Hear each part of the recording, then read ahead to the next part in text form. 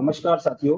आज the pace makers आपके लिए एक बार फिर नीट पर चर्चा लेकर आया है और आज इस चर्चा में हमारे साथ एक बहुत ही खास मेहमान जुड़ रहे हैं। हमारे साथ हैं मिस्टर गौरव त्यागी, जो कि करियर काउंसलर हैं, फाउंडर ऑफ करियर एक्सपर्ट।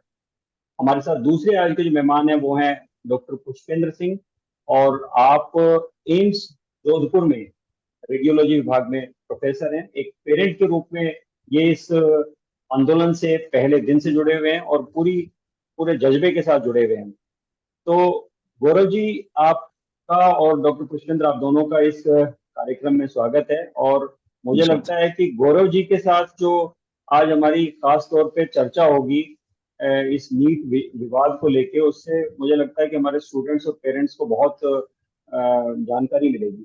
तो गौरव जी, सबसे पहले तो मैं आपसे जानना चाहूंगा कि ये जो नीट, अब मतलब पहले तो इसको इरेगुलरिटी कह रहे थे, फिर कहने लगे कि ये एनटीए से नेग्लिजेंस हुई है। एनटीए का कहना था कि लोकल लेवल पे कुछ अनफेयर मीन्स की घटनाएं हुई हैं।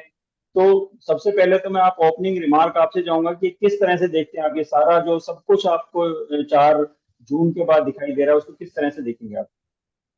मेरे अकॉर्डिंग ये एक वन वर्ड में कहे ना तो एक स्कैम है। स्कैम क्या है? इरेगुलरिटीज और मिसमैनेजमेंट का कॉम्बिनेशन है जो स्कैम के रूप में कन्वर्ट हो गया है। मेरे अकॉर्डिंग कैसे स्कैम ऐसे है, जब ये बात मालूम थी कि 4 मई को पटना में एफआईआर रजिस्टर हुई थी, 4 मई को, 5 मई को एग्जाम होना था। उसके बाद भी एनटीए बात मानने को रेडी नहीं था कि पेपर लीक हुआ। फिर एनटीए ने रिजल्ट बहुत पहले निकाला। उसके बाद एनटीए ने रिजल्ट निकालने के बाद ये कहा उनका वेरीफाइड रिजल्ट है। फिर जब लोगों ने आवाज उठाई, जब 518, जब 718, 719 का मैटर आया, नंबर कहां से आ गए, तो उन्होंने कहा कि हमने ग्रेस मार्क दे दिए। इससे पहले कोई ग्रेस मार्क की बात नहीं थी। अगर कल की तारीख में ये 718, 719 नंबर नहीं देते और नंबर 715, 716 के होते, तो ग्रेस मार्क वाली कहानी तो बाहर ही नहीं आती। ये कहानी बिल्कुल। और बाहर ही उस ग्रेस बात में आई मार्क थी। और ग्रेस मार्क्स की बाहर नहीं आती तो ये सभी चीजें, जो पेपर लीक है ये भी दब जाता, जो ओएमआर में तो मैंने मैनिपुलेशन क्या है वो भी कहा, दब ये जाता। जो सिस्टम है ये इरेगुलरिटीज और मिसमैनेजमेंट का कॉम्बिनेशन बना जो स्कैम में कन्वर्ट हो गया। फिर न्यूज बिल्कुल आने बिल्कुल। लगी। फिर इन्होंने जब कोर्ट में केस हुआ, खुद कह दिया कि जी हम अपना ग्रेस मार्क वापस कर लेते हैं, ठीक है चलिए वो भी कोई बात नहीं, गलती मानी, बड़ी बढ़िया बात है। फिर इन्होंने कहा, लोगों ने कहा क्राइम ब्रांच को केस दे दो, सीबीआई को, मना करते रहे, नहीं देंगे नहीं देंगे। जब मिनिस्टर साहब का इन्वॉल्वमेंट हो गया इस मैटर में, तो सीबीआई को इन्होंने केस दे दिया। उसके बाद इन्होंने अपने ही उसमें ये कहा मिनिस्टर साहब ने कि ये एक मैटर आइसोलेट सेंटर का है। अब अगर हम बात करें बिहार की, इतना बड़ा स्टेट है, वो आइसोलेट हो ही नहीं सकता। एक स्टेट, एक सेंटर आइसोलेट हो सकता है, 2 सेंटर आइसोलेट हो सकते हैं, पूरी स्टेट आइसोलेट कभी नहीं हो सकती। क्योंकि आपके स्टेट से भी काफी बच्चों ने एग्जाम दिया होगा। अगर 24 लाख बच्चों ने फॉर्म भरा था या अपेयर हुए, तो कम से कम लाख 1.5 लाख बच्चे बिहार से भी जरूर होंगे। तो वो आइसोलेट होते ही नहीं है किसी भी एंगल से। ये तो और फिर सीधी सी बात है, गलती हुई, गलती पकड़ी गई। अब एनटीए ये चक्कर में है कि गलती मानेंगे तो बदनामी होगी, गलती अगर पकड़ ली तो गवर्नमेंट की नाकामी दिख जाएगी। इससे बेटर क्या है कि एक साइड का रास्ता ले लो और end of the day court पे डाल दो कि 8 जुलाई को जो कोर्ट कह देगी जी हम तो वो मान लेंगे। बिल्कुल बिल्कुल। डॉक्टर पुष्पेंद्र, जी। आपने इसमें बहुत गहन अध्ययन किया है, सारी जो रैंक इन्फ्लेशन से लेके, और सारा आप एक प्रैक्टिशनर के तौर पे भी आप बहुत एक्टिवली इस केस को परस्यू कर रहे हैं। तो मैं आपसे समझना चाहूंगा कि अब तक जितने भी हर साल जो नीट एग्जाम है उस पे चीटिंग के, पेपर लीक के जो केसेस हैं सुप्रीम कोर्ट में जाते रहते हैं। तो इस बार वाला जो केस है वो क्यों डिफरेंट है, और आपको क्यों लगता है कि सुप्रीम कोर्ट में जरूर जो 24 लाख छात्र हैं उनको न्याय मिलेगा? जी सर, एक तो एनटीए इस बार जितनी डिस्क्रेडिट हुई है कभी नहीं हुई। उन्होंने जैसे ग्रेस मार्क की बात गौरव जी ने की, ये बिल्कुल ठीक है, वो उन्होंने अच्छे से कवर कर ली। फिर उसके बाद इन्होंने जब बिहार पुलिस और इकोनॉमिक ऑफेंसेस विंग के जो उन्होंने दस्तावेज इनसे मांगे बारंबार, वो इन्होंने नहीं दिए। आई थिंक ये तीन 19 लीगल नोटिस 21 देने में। पड़े। जी हाँ, सर, 20 तारीख को इन्होंने 3 प्रोवाइड बार। किए हैं, 3 बार लीगल नोटिस दिए। और यस, शायद 3 जब यहाँ एनटीए ऑफिस में आई तब उन्होंने जाके प्रोवाइड किया तब है। उन्होंने वो किया है। तो तो ये ये जो नॉन नॉन कोऑपरेशन है ये एब्सोल्युटली एक बड़ा नॉन बड़ा कोऑपरेशन, पॉइंटर है ये। यस। तो इनका जो पूरा जो कंडक्ट है that is under suspicion, number 1। पिछले सालों में ऐसा नहीं था बाय एंड लार्ज। और जो घटनाएं पहले हुई हैं वो ज्यादातर इम्पर्सोनेशन की हुई हैं। एलिगेशन लगी थी, एफआईआर हालांकि दर्ज हुई थी 2021 में भी, और केस भी शायद सीबीआई को सौंपा गया था। पर इतनी बड़ी जो स्केल पे चीजें आगे निकल के आई, और जो अपनी इंक्वायरी पे जो हुई है, जो चीजें सामने आई बिहार से, तो एक के बाद एक ऑलमोस्ट हर दिन एक नया खुलासा हो नया रहा है। खुला, और ना इतना पब्लिक आउटरीच देखा गया, ना मीडिया ने में इतना ज्यादा नॉन स्टॉप चल रहा है, ना जो पॉलिटिकल, इसको एक तरीके से इसको एक पॉलिटिकल एंगल से नहीं देखा जाना चाहिए, लेकिन आज जिस तरह संसद में मामला उठा और फिर हाउस को एडजॉर्न करना पड़ा, तो मैं ये समझता हूँ कि ये बहुत बहुत यूनिक केस है, और आज तक नीट के इतिहास में शायद ही कभी इस तरह का पब्लिक आउटरीच, मीडिया का जो कवरेज है वो देखा गया। क्यों बिल्कुल। गौरव जी, आपका बहुत लंबा एक्सपीरियंस है, नीट को आपने बहुत करीब से देखा है, तो आपको क्या लगता है ये पहली बार ऐसा हो रहा है? जी सर, एकदम पहली बार हो रहा है। ये मैटर 2015 में भी हुआ था, ऐसा ही लीक 2015 में भी हुआ था, लेकिन उस टाइम भी इतनी आउटरीच नहीं मिली थी जितनी इस बार मिली। ताज्जुब की बात क्या है, इस बार इतनी आउटरीच मिलने के बाद भी रिजल्ट आता हुआ नजर नहीं आ रहा। पूरा मैटर कोर्ट पे डिपेंड है कि ऑनरेबल कोर्ट क्या कहेगी। और ताज्जुब की बात क्या है, एनटीए पूरी तरह से तैयार है कि वो इसको कैसे डिफेंड करेगा। डिफेंड करेंगे।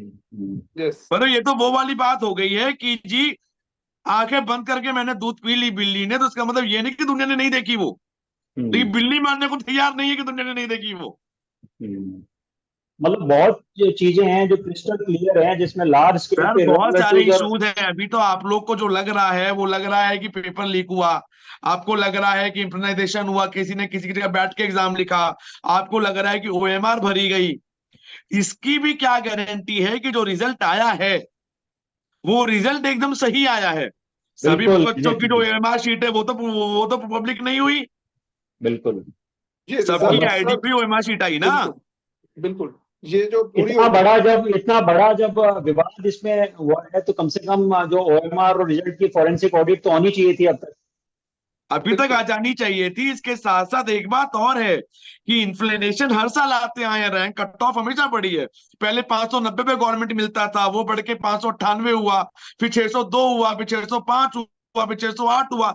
लेकिन आज तक ऐसा कभी नहीं हुआ कि 610 से 615 से कहानी उठ के 655 पे चली गई। कैसे 655 पचपन? पे भी क्या मिलेगा, 655 पे भी वो नहीं मिलेंगे जो मिलने चाहिए।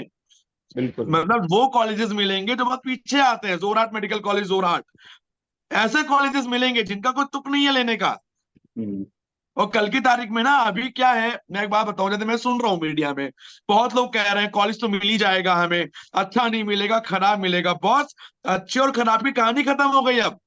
पहले जो कंसेप्ट था ना कि एमबीबीएस कहां से भी कर लो, वो गवर्नमेंट ने जिस दिन एनईएक्सटी नेक्स्ट अनाउंस किया, उसका उस कहानी का अंत उसी दिन हो गया। क्यों अंत हो गया? अगर आपको अच्छा कॉलेज नहीं मिला आपके रैंक के अकॉर्डिंग, तो नेक्स्ट निकालना आपके लिए महाभारत हो जाएगा, क्योंकि नेक्स्ट की एग्जामिनेशन बॉडी एम्स है, और प्रैक्टिकल भी इन्वॉल्व है, थ्योरी भी इन्वॉल्व है। और अगर आपने बिल्कुल नेक्स्ट नहीं निकाला तो आप डॉक्टर नहीं बनेंगे।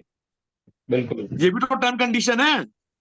बिल्कुल अब बिल्कुल तक आप बिल्कुल बचते आ रहे थे, अब नहीं बचोगे। 2024 का बैच तो नेक्स्ट में आ ही जाएगा। बिल्कुल। और मैं, गौरव जी, आप तो बहुत करीब से देखते हो, जितने भी नए कॉलेजेस खुले हैं, मैं राजस्थान की बात करूं तो राजस्थान में जो राजमेश कॉलेजेस हैं, उनकी हालत ये है कि उनमें 35 से 40% ही फैकल्टी है। एक डिपार्टमेंट में यदि 5 टीचर्स होने चाहिए तो वहां पे एक है। और अभी तो कल मैंने एक न्यूज पढ़ी कि एक कॉलेज है, उसमें एनाटॉमी जैसे डिपार्टमेंट में एक भी टीचर नहीं है। आप सोचो, आप सर सोचो इसका एक रीजन है, बच्चा। जब पीजी की काउंसलिंग हुई पिछले साल, पीजी की काउंसलिंग में एक चीज हुई जो पहली बार हुई, इन्होंने 0 परसेंटाइल कर दिया। गवर्नमेंट ने 0 परसेंटाइल करने का रीजन क्या था कि बच्चे कम से कम कोई नॉन सीट क्लिनिकल खाली ले ना लें, हो। जिससे नॉन क्लिनिकल का गैप तो कवर हो। आपको बिल्कुल, ताज्जुब होगा, 0 करने के बाद भी नॉन बात भी क्लिनिकल खाली जितनी रही। खाली रहती थी उतनी खाली रह गई। बिल्कुल बिल्कुल। प्रॉब्लम क्या है, सबको चाहिए क्लिनिकल ब्रांच, फ्यूचर हम्म, नॉन क्लिनिकल में भी बराबर है, लेकिन लैक ऑफ अवेयरनेस। इस मेडिक को ना दो भाग में बटा हुआ है, क्लिनिकल भाग अलग, नॉन क्लिनिकल भाग अलग। अंदर अंदर कहानी बड़ी डिफरेंट है। जो क्लिनिकल के डॉक्टर्स हैं वो नॉन क्लिनिकल को एक अलग नजर से देखते हैं, नॉन क्लिनिकल वाले अपने आप को डॉक्टर नहीं मानने को तैयार। तो ये बहुत तरह के इश्यूज हैं, इसीलिए फैकल्टी की कमी है। गवर्नमेंट कॉलेजेस खोल रही है, इंफ्रा बना रही है, लेकिन बॉस उसको संभालने वाले, चलाने वाले, पढ़ाने वाले भी तो चाहिए। आपके वक्त में क्या था, डॉक्टर लिमिटेड थे, कॉलेज लिमिटेड थे, नॉन क्लिनिकल भी बराबर थे, क्लिनिकल भी बराबर थे, तो हर डिपार्टमेंट फुल इक्विप होता था। अगर 8 फैकल्टी की जगह तो 6-7 तब भी हुआ करते थे। अब तो कंडीशन ऐसी हो गई है कि अगर जो 1 या 2 है ना, वो भी मजबूरी में है। वो इस मजबूरी में है कि अगले साल नीट पीजी का एग्जाम दे देंगे, कम से कम क्लिनिकल निकल जाएगा तो छोड़ के वहां चला जाऊंगा। तो ये हालत ऐसी आपका है। आपका जो ऐसे स्टूडेंट्स हैं जो नीट का अभी विरोध कर रहे हैं या दोबारा एग्जाम से डर रहे हैं, उनके लिए स्पष्ट संदेश है, यदि आपको कोई रिमोट एरिया का बुरा खराब नया कॉलेज मिल रहा है, तो उसकी बजाय आपको दोबारा एग्जाम देके और कोशिश करनी चाहिए कि आपकी रैंक सुधर जाए। और जो नहीं सर, एक इंटेलिजेंट सवाल बच्चे है, एक बहुत बड़ा सवाल इसमें ये है सर कि 655 नंबर लाए, 655 नंबर लाके ये हालत हो गई। अब ड्रॉप ले लिया और अगले साल 670 आ गए, तो 70 आ तब गए, भी यही बिल्कुल हालत हो गई, तो क्या करेगा वो? बिल्कुल बिल्कुल बिल्कुल। और सर यही मैं होगा एक और चीज बोलना यदि इस चाहूंगा। बार, अभी ये वाटरशेड मूवमेंट है, यदि इस आंदोलन के मार्फत या कोर्ट के जरिए हमारे को ये सिस्टम को क्लीन करने की हमारी जो प्रयास चल रहे हैं, ये यदि असफल होते हैं, तो अगले साल छात्रों को इससे भी बड़े घोटाले के लिए तैयार रहना सर, चाहिए। पुष्पेंद्र जी। मैं एक चीज बोलूंगा कि अगर इस बार ये री एग्जाम नहीं होता, तो एक तो एथिकल जो चीज है वो हम देखते हैं कि जिन छात्रों को वहां नहीं होना चाहिए वो सीटें लेंगे, और जिनको वो सीटें मिलनी चाहिए वो नहीं मिल पाएंगी। That is one aspect. दूसरा एस्पेक्ट आप ये देखिए, जो कि ये होगा कि आपने करप्शन इंसेंटिवाइज कर दी है। Next year people will be, you know, मैं कहूंगा प्रोमोटिंग दिस, क्योंकि उन्होंने इस बार जब ऐसी चीज देख ली कि अनपनिश चली गई और ये कैंसिल नहीं हुआ, तो ये बहुत बड़ी चीज होगी। We won't know, you know, what will happen next time. So this has sir to मैं ये बात तो आपको बी। जरूर कहूंगा, होगा जरूर, कुछ ना कुछ तो जरूर होगा, और 500% होगा, होगा जरूर। बस सवाल ये है कि कंप्लीट रीनीट होगा नहीं होगा, ये क्वेश्चन मार्क है। होगा जरूर कुछ ना कुछ। सर वो कंप्लीट रीनीट ही इस चीज का एक वो सॉल्यूशन है, सोल्यूशन एक है, न्याय बिकॉज न्याय दिस इज अ न्याय संगत क्वालिफाइंग सॉल्यूशन है, एग्जाम। न्याय संगत सॉल्यूशन एक ही है कि यस, कंप्लीट यस, रीनीट हो, जिससे यस। लेवल प्लेइंग फील्ड हो, हर बच्चे को दोबारा बराबर अवसर मिले। तो एक चीज और मैं आपसे जानना चाहूंगा, पुष्पेंद्र जी, जी अभी सर। जो इन्होंने पिछले दिनों एक हाई लेवल कमेटी बनाई और इसरो के और एम्स के जो पुराने डायरेक्टर्स थे उनको लिया है इसमें, इसरो के जो कि राधा कृष्णन है उनको उसका जी अध्यक्ष सर। बनाया गया। आज एक नोटिस आया कि स्टेक होल्डर से सुझाव मांगे गए हैं कि एनटीए में कैसे रिफॉर्म्स किए जाएं, उसके सुझाव मांगे गए हैं। तो आप मुझे बताओ, क्या एनटीए की अभी वो हालत है कि किसी भी रिफॉर्म से ये सुधर सके? क्या ये एक्सरसाइज जरूरी है या एनटीए को डिसोल्व करके आपको नई बॉडी बनानी चाहिए? नहीं, सर सबसे ये पहली जो बात तो ये है कि सीबीटी सिस्टम अप्लाई कर देना चाहिए, कंप्यूटर बेस्ड टेस्ट अप्लाई कर देना चाहिए। इंडिया में टीसीएस है, बहुत सारी कंपनी है जो कंडक्ट कराती हैं। मल्टीपल ऑर्गेनाइजेशन को अपडेट करें, पेपर लीक का मैटर उठेगा ही नहीं। जब पेपर आधे घंटे पहले ही मेन ऑफिस से सर्वर पे अपलोड होगा तो लीक का मैटर ही नहीं होगा। ये लीक कहाँ होता है? जहां पे ट्रांसपोर्टेशन इन्वॉल्व होता है। प्रिंटिंग होती है, आपको पहले तो ये ट्रांसपोर्टेशन कवर होता है। करना चाहिए। सर इसमें मैं एक चीज बोलूंगा, ये जो एक्सरसाइज आप कर रहे हैं ना, दे आर 7-8 years लेट। ये जो चीज है इसको इन्होंने एज अ एनजीओ रजिस्टर करा के सोसाइटीज एक्ट में, जो बुनियाद ही इसकी गलत थी 7-8 गलत साल थी। पहले। आपको क्या एनटीए को ऑटोनॉमी दी आपने, और ये जो चीज आप अब कर रहे हैं ये उस वक्त करनी चाहिए थी। You should have invited public opinion, you should have, you know, involved intellectuals and experts like you are doing now.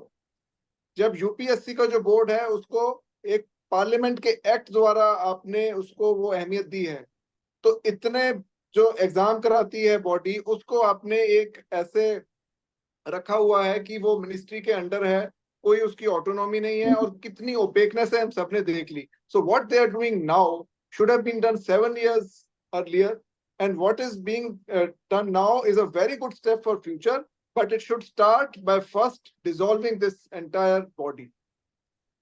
और इससे इन बच्चों को तो न्याय नहीं मिलेगा ना। आप एनटीए में रिफॉर्म करके आगे आने वाला सिस्टम है उसको ठीक कर सकते हो, लेकिन अभी तो हमारे सामने जो सबसे बड़ा मसला है वो नीट अगर 2024 का अगर है। आप अगर आप ये मान रहे हैं कि इतना बड़ा इशू बना जिससे आप सारा कुछ आप रीसेट कर रहे हैं, तो उस एग्जाम के जो विक्टिम्स हैं उनको तो न्याय दीजिए।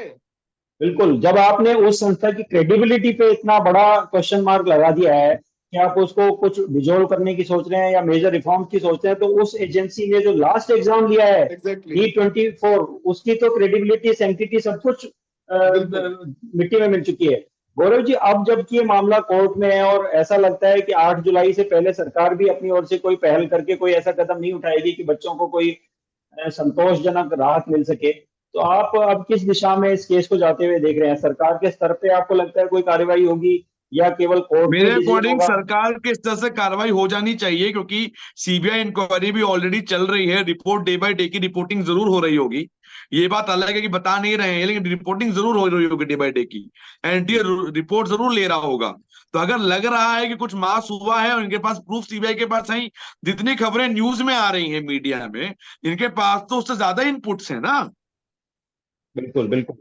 और कल की तारीख में अब क्या होगा, 8 जुलाई को, मेरे तरफ से क्या होगा, 8 जुलाई को भी ये टाइम मांगेंगे। जो कोर्ट होगी वो भी सीबीआई को टाइम देगी कि अब आप अपनी रिपोर्ट सबमिट करें अब तक की। तो एक डेट की हियरिंग और बढ़ जाएगी। 6 तारीख से काउंसलिंग करने की बात शुरू करी है। जब काउंसलिंग शुरू हो जाएगी और अलॉटमेंट हो जाएंगे, कोर्ट ने ये बात भले ही कही हो कि हम चेंज कर सकते हैं, लेकिन एंड ऑफ द डे जब बच्चे को कुछ मिल जाता है ना, तो ये जो लड़ाई आप लोग लड़ रहे हैं और जो बच्चे लड़ रहे हैं, ये लड़ाई कमजोर पड़ने लगेगी। मैंने ऐसी कई लड़ाइयां नीट पीजी के केसेस में देखी हैं। इवन जानते हैं कि कोर्ट क्या कहता है। कोर्ट कहता है ठीक है, ऐसा हुआ तो बीच का रास्ता निकाल देगा कोर्ट। और एनटीए इसी चक्कर में है। एनटीए यही चाहता है कि बीच का रास्ता निकले। जैसे वरना ग्रेस इसमें मार्क्स में एनटीए उन्होंने की एक रास्ता निकाल शराफत दिया। क्या है कि एनटीए 8 तारीख से पहले काउंसलिंग ही शुरू ना करे। एनटीए इतना जरूर कर सकता है अपने बल पे कि वो काउंसलिंग का शेड्यूल निकाल दे 6 तारीख को, और काउंसलिंग का जो फॉर्म फिलिपेशन एंड ऑल है वो बाद में कर ले। ये तो संभव है। देखिए, अलॉटमेंट के बाद अगर हम चाहें कि फिर रीनीट हो जाए, अगर ऐसा हुआ तो कोर्ट बहुत बड़ा डिसीजन होगा। लेकिन अगर ऐसा हुआ तो ये बात कहीं ना कहीं निग्लेजेबल मानी जाएगी कि अब हम नेगेटिव की तरफ बढ़ रहे हैं, ना कि पॉजिटिव की तरफ बढ़ रहे हैं। तो 8 तारीख को कुछ ना कुछ ऐसा जरूर होना चाहिए जो इस बात को रोके, या या सुप्रीम कोर्ट इस पे स्टे दे दे कि अब काउंसलिंग पे स्टे देते हैं, रुक जाइए, अगली तारीख सुनने के बाद बताएंगे क्या करना है। पिछली जो हियरिंग थी उसमें कोर्ट ने कहा कि 6 तारीख से काउंसलिंग शुरू हो रही है, खत्म थोड़ी हो रही है। तो मैं आपसे समझना चाहूंगा कि यदि काउंसलिंग का पहला राउंड 6 तारीख को होता है, आमतौर पे कितने दिनों में फर्स्ट राउंड का रिजल्ट आता सर 6 दिन, आप ये मान के चलिए, अगर नोटिस आज निकाला है, अगर 6 को नोटिस निकालते हैं, 8 से रजिस्ट्रेशन स्टार्ट करेंगे, 8 से 13 14 तक रजिस्ट्रेशन चलेंगे और चॉइस फिलिंग चलेगी।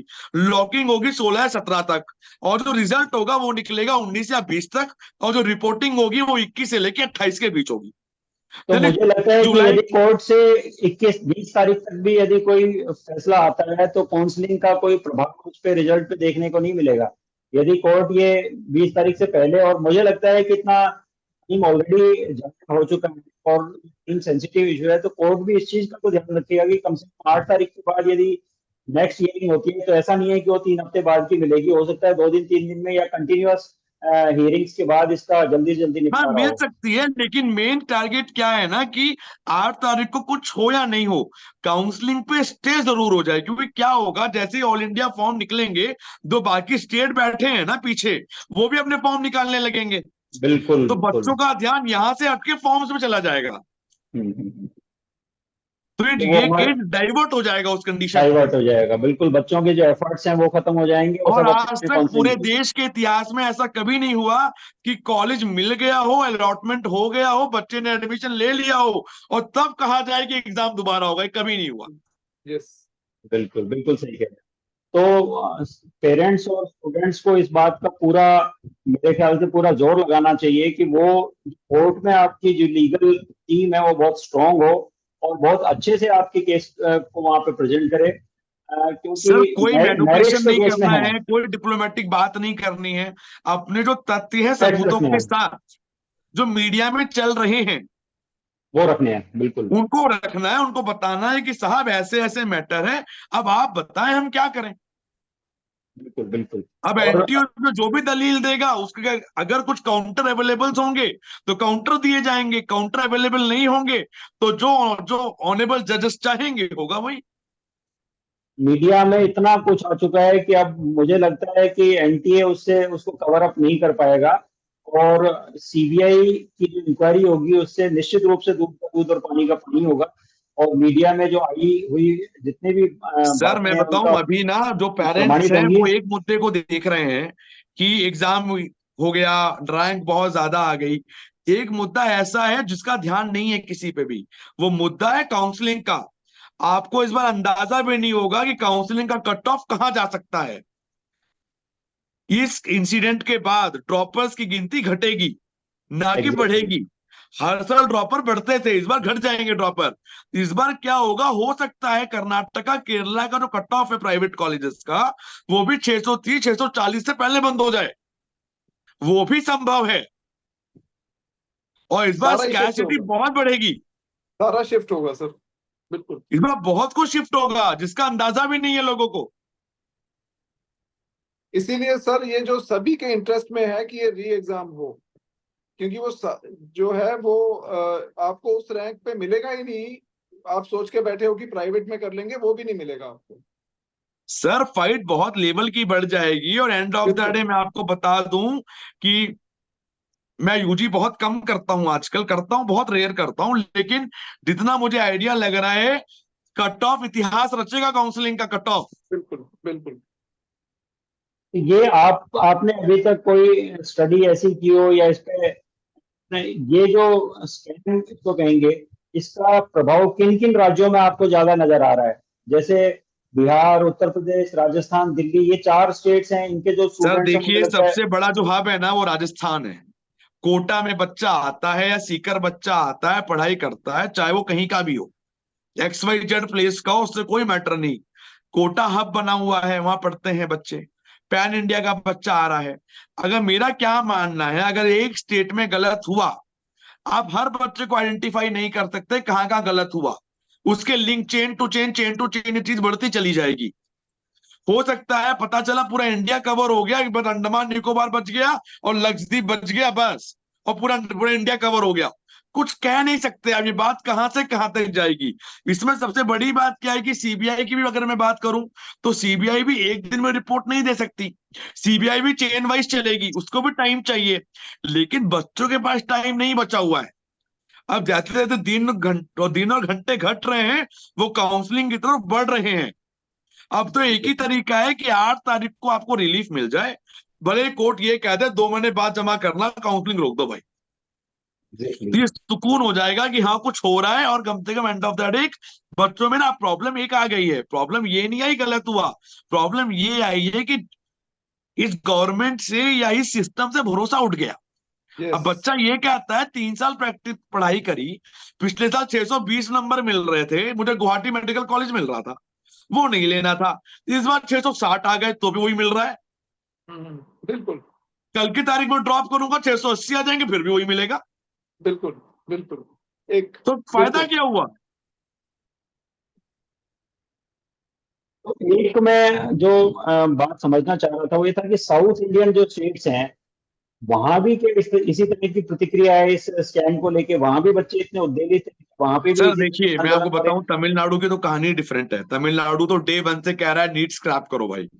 वो तो हम्म, डे वन से गाना गा रहे हैं, नीट स्क्रैप करो नीट स्क्रैप करो। जो ज्यादा प्राइवेट कॉलेजेस हैं, वहां का सिस्टम ही दूसरा है, एक अलग कहानी है वहां की। तो साउथ इंडिया से ये आवाज इसलिए भी नहीं उठी क्योंकि वहां कुछ ऐसा पाया नहीं गया, या ऐसी कोई रिपोर्ट अभी तक वहां से आई नहीं है।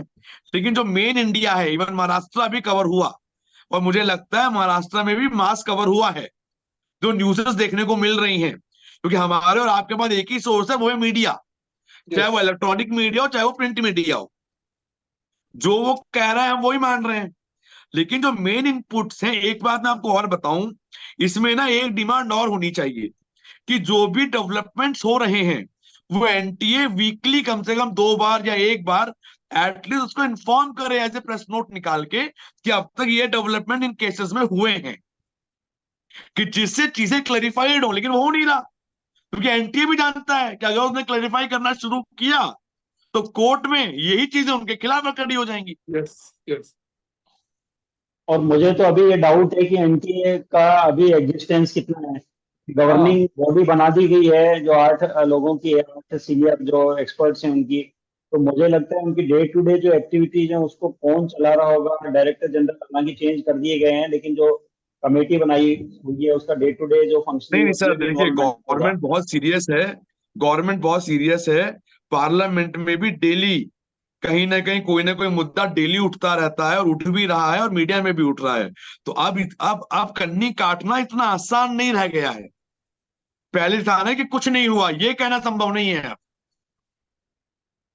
कुछ तो हुआ है, वो कितना बड़ा हुआ कितना छोटा हुआ वो कहानी अलग है, हुआ जरूर है कुछ, ये तो तो प्रूव हो गया। आप अपने अनुभव से हमारे को और हमारे व्यूअर्स को, हमारे छात्रों को ये बताएं कि अब आपको क्या पॉसिबिलिटी लग रही है इसमें कि किस डायरेक्शन में जाएगा। रीनीट कंप्लीट होगा या कुछ स्टेट्स मेरे में होगा अकॉर्डिंग या कुछ मेरे सेंटर्स में होगा। अकॉर्डिंग मेरे अकॉर्डिंग रीनीट दोबारा होना चाहिए, वो इसका एक मात्र 100% राइट तरीका है। और अगर रीनीट नहीं होता है तो जिन जिन राज्यों में ज्यादा रैंक्स आई हैं, मैनिपुलेशन देखने को मिला है, ईओयू की रिपोर्ट है, क्राइम ब्रांच की रिपोर्ट है, जहां जहां साक्ष्य मिलने शुरू हो गए हैं, कम से कम उन कंप्लीट स्टेट्स को दोबारा आप करवा सकते हैं। ज्यादा बड़ा नंबर नहीं होगा। अगर आप 23 लाख बच्चों से डर रहे हैं कि इतना एग्जाम कैसे ले लेंगे हम, मैं इसमें एक कहानी और बता दूं। कुछ दिन पहले ही आर्टिकल आया कि गवर्नमेंट ने कहा है कि हम रीनीट कराने को तैयार हैं, अगर कोर्ट हमें कह देता है तो। तो इसका मतलब है कि कहीं ना कहीं ये वाली बात भी है। लेकिन इसका बस मात्र एक सॉल्यूशन है, वो है रीनीट। इसके अलावा दूसरा कोई सॉल्यूशन इसका है नहीं। अगर कोई दूसरा सॉल्यूशन है तो वो है कि आप पार्शियल एग्जाम करा लें, जहां जहां पे एग्जाम लीक हुए हैं जिन स्टेट्स में। लेकिन फिर उसमें एक दिक्कत और आएगी। उसमें दिक्कत क्या आएगी, जिनका नहीं होगा वो भी कोर्ट जा सकते हैं कि साहब हमें मौका क्यों नहीं मिला, हमारी क्या गलती थी। तो आप कोई भी एक्शन लें, end of the day clauses उठेंगे भी और क्वेरी क्रेज होंगी होंगी। इसका एक तरीका है कि रीनीट कैंसिल हो जाए और दोबारा से एग्जाम करा दीजिए। इसके अलावा कोई और रास्ता नहीं है। इसका एक रास्ता और है, जो बच्चे एलिजिबल हुए हैं उनका करा दिया अब जाए। उनका करा दो रीनीट। चलो 13 लाख हाँ बच्चे हैं, वो उनका करा हाँ दो उससे रीनीट, चलो। हाँ 40% तो कम हो जाएंगे उससे, कम से कम मान लीजिए। कम से कम कुछ वॉल्यूम घटेगा और एग्जाम कराना इजी हो जाएगा। एक और सवाल जो बार बार स्टूडेंट्स पूछना चाहते हैं और व्यूअर्स भी जरूर वो आपसे सुनना चाहेंगे कि यदि रीनीट होता है 8 जुलाई या 10 जुलाई या 15 जुलाई को फाइनली कोर्ट ये डिसाइड करता है कि कंप्लीट रीनीट होगा, तो आपका क्या अनुमान है कि वो एग्जाम कब होगा और अगर बच्चों को मेरे कितना टाइम अकॉर्डिंग मिलेगा। रीनीट का डिसीजन आता है तो मुझे नहीं लगता एग्जाम किसी भी कंडीशन में 10 या 15 अगस्त से पहले ले पाएंगे ये, क्योंकि इन्हें सेंटर अलॉट करने, एडमिट कार्ड निकालना, लॉजिस्टिक्स से चीजें पहुंचवानी, कम से कम 30 डेज का ग्रेस टाइम तो इन्हें चाहिए ही होगा। बिल्कुल, यानी कि 15 जुलाई को यदि डिसीजन आता है फाइनल, तो आप ये मान के चलें कि 15 अगस्त से पहले तो रीनीट नहीं होगा। एकदम नहीं होगा। इसके साथ एक दिक्कत क्या है, नीट पीजी भी पोस्टपोन हो गया है, वो भी करवाना है। वो भी करवाना है। काउंसलिंग भी करवानी है। काउंसलिंग बॉडी एक ही है, मेडिकल काउंसिल कमेटी। अगर नीट पीजी का एग्जाम अगस्त में हुआ और इनका एग्जाम भी अगस्त में हुआ तो पहले यूजी की काउंसलिंग होगी या पीजी की काउंसलिंग होगी, वो भी इन्हें पैरेलल में देख के चलना पड़ेगा, क्योंकि बॉडी एक है। इसीलिए इन्होंने इस बार एमडीएस की काउंसलिंग पहले अलाउ कर दी है, इशू कर दी है, अभी चल रही है, ऑनगोइंग है। 1 जुलाई से स्टार्ट है एमडीएस की काउंसलिंग, वो भी इसीलिए करें कि ये आपस में क्लैश ना हो। एक और बात जो बहुत स्टूडेंट्स जानना चाहते हैं, 8 तारीख को जब कोर्ट बैठेगा तो इस बात की कितनी संभावना है कि उसी दिन इसका फाइनल डिसीजन आ जाए। सर मेरा जो एक्सपीरियंस है ना वो ये कहता है चांसेस कुल 60% हैं कि उस दिन कुछ रिलीफ मिलेगा, 60% ही है, क्योंकि कोर्ट दोनों पक्ष सुनना चाहेगा बराबर में। कोर्ट ये भी बोलेगी, क्योंकि एनटीए ये बोलेगी कि सर हम क्राइम ब्रांच ऑलरेडी एनरोल्ड कर चुके हैं और क्राइम ब्रांच इंक्वायरी कर रही है। तो अब सीबीआई से एकदम तो रिपोर्ट मांग नहीं लेगा कि आज ही की आज दे दो। 2 3 4 5 दिन का टाइम वो सीबीआई को भी जरूर देंगे कि आप भी अपना पक्ष रखिए आके, कि आपको क्या साक्ष्य मिले, क्या तथ्य मिले। यह एक तरीका है कि एनटीए खुद कह दे सर हम ये बात मानते हैं कि कहीं ना कहीं गड़बड़ियां हुई हैं, भले वो आइसोलेट हुई या बड़ी हुई हो। उस तो कंडीशन में कुछ हो सकता है। इस बात की संभावना है कि यदि सरकार को और एनटीए को यदि ये लगता है सीबीआई की रिपोर्ट के बाद, सीबीआई की इंटरिम रिपोर्ट के बाद कि परीक्षा में गड़बड़ियां हुई हैं और न्याय संगत बात ये होगी कि बच्चों का रीनीट दोबारा करा दिया जाए, तो ये हो सकता है कि जिस तरह से ग्रेस मार्क्स का प्रपोजल लेके सरकार कोर्ट में गई थी, उसी तरह 8 तारीख को एनटीए की ओर से ये कहा जाए कि हम दोबारा एग्जाम कराना चाहते हैं, और मामला मुझे लगता है कि उसी दिन खत्म हो जाएगा और कोर्ट भी फाइनल ऑर्डर देने की स्थिति में होगा।